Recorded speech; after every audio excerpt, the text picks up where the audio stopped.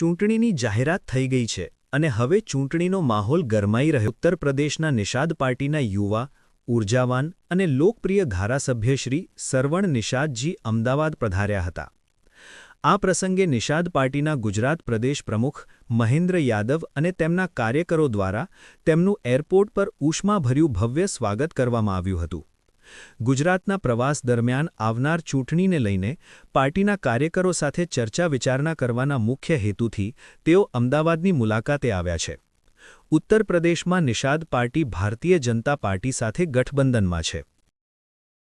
आप श्रवण निषाद जी निषाद पार्टी के एमएलए हैं कि एक सामाजिक कार्यक्रम के हिसाब से ही आए हैं, लेकिन हमसे बैठ के गुजरात में जो निषाद पार्टी अभी जल्दी 2 महीने पहले डेवलप हुई है उसके बारे में कुछ चर्चा करेंगे कि यहाँ के चीज़ों कैसे बात की जाए. मैं खास सबसे पहले मैं अहमदाबाद के सभी पदाधिकारियों को, संगठन के एक कार्यकर्ताओं को मैं जो है दिल से आभार व्यक्त करता हूँ, धन्यवाद देता हूँ कि जो है उत्तर प्रदेश की सरजमी से आया हूँ और गुजरात के लोगों ने इतना बढ़िया स्वागत किया, इसके लिए धन्यवाद.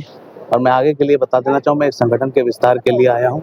एक पार्टी है निर्भय इंडियन शोषित हमारा आम दल, जो भारतीय जनता पार्टी एनडीए का घटक दल, जो आज की तारीख में उत्तर प्रदेश में 11 विधायक हैं, 1 एमएलसी हैं, 1 कैबिनेट मंत्री हैं जो है. और आज की तारीख में हमारी पार्टी ने जो है पूरे भारत में विस्तार कर चुका है. महाराष्ट्र से लेके, गुजरात से लेके, मध्य प्रदेश से लेके, छत्तीसगढ़ से लेके, बिहार से लेके, राजस्थान से लेके आज देखिए हम गुजरात के संगठन के विस्तार के लिए आए हुए हैं.